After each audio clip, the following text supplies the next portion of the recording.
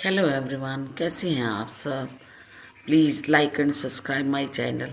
मेरा आज का टॉपिक उन मदर्स के लिए है जिनके बच्चों की अभी नई नई शादी हुई है या 2 4 6 महीने हुए हैं। जैसे हम अपने बच्चों की शादी करते हैं और बच्चे अपने आप को तैयार करते हैं, एक लड़की एक नए घर में जाने के लिए और लड़का अपनी मिसिस को अपने घर में लाने के लिए, सेम वही प्रोसीजर माँ के लिए भी होता है। देखो, जब हम बच्चे को पैदा करते हैं तो बच्चा यानी 24 25 साल में हम उसकी शादी करते हैं। 24 25 साल तक वो बच्चा हमारे पल्लू से बंधा रहता है और 24 25 साल बाद जब वो बच्चा अपनी मिसिस के पल्लू से बन जाता है तो माँ अपने आप को बड़ा अकेला फील करती है। उसको ये लगता है कि मेरी कोई बहुत बड़ी दौलत मुझसे छीन गई है।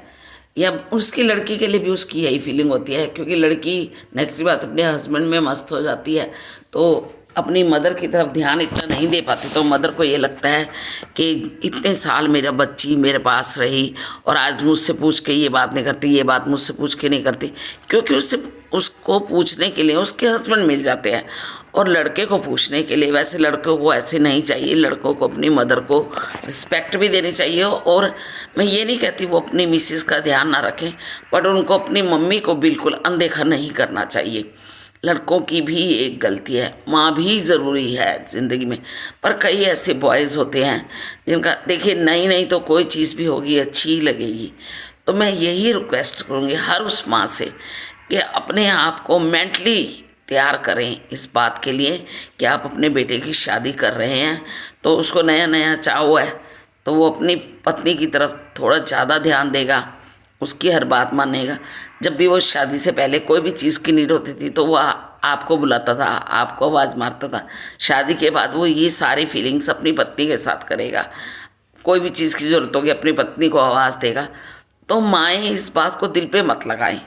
उनको समझ लेना चाहिए कि जब हम शादी करके आए थे तो हमने भी ऐसा ही हुआ था, हमारे साथ भी हमारे हस्बैंड ने भी अपने माँओं से अलग होके हमारे साथ जुड़े थे और हमारे बच्चे भी हमसे अलग होकर अपनी पत्नियों के साथ जुड़ रहे हैं। इस बात से अनदेखे हम ना हम हैं, ना हमें होना चाहिए और ना ही इस बात की हमें टेंशन लेनी चाहिए। तो मैं उन माँओं से रिक्वेस्ट करूँगी, अपने आप को मेंटली तैयार कीजिए इस बात के लिए कि अब आपने अपने बेटे की शादी कर दी है, बेटा आपका ही है, बट वो हक अब तो उसकी मिसेस का हो गया। तो thank you very much. Like and subscribe my channel.